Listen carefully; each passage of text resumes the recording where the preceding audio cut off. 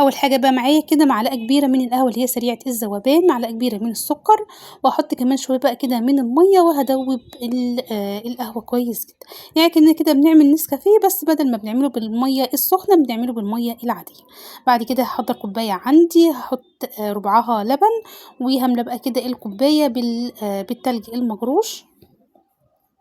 وهاحط النسكافيه. طب دي طريقة كده وفي طريقة تانية ما بتختلفش عن الأولى كتير، بس بتدّي كده للكوباية تقسيمة ألوان حلوة جدًا، وهي إننا برضه نحضّر نفس الشيء برضه معلقة كبيرة من القهوة سريعة الذوبان أو النسكافيه، معلقة كبيرة من السكر، يعني حوالي كده معلقة أو معلقتين من المَيّة ونضرب كويس جدًا سواء بقى بمعلقة أو بالمضرب النسكافيه لحد ما يتكوّن عندنا وش حلو جدًا للنسكافيه، وبرضه هاملا الكوباية بتاعتي أو هاحط يعني في البداية ربعها لبن، وهاملا الكوباية أهم حاجة بس أملاها بالتلج المجروش، بحيث لمّا آجي أحط وش النسكافيه يدّينا بقى تقسيمة الألوان الحلوة دي.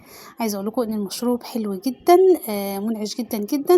أهم حاجة بس لمّا تيجي تشربيه إن أنتِ تقلّبي كويس طبعًا بحيث يبان طبعًا طعم القهوة والسكر.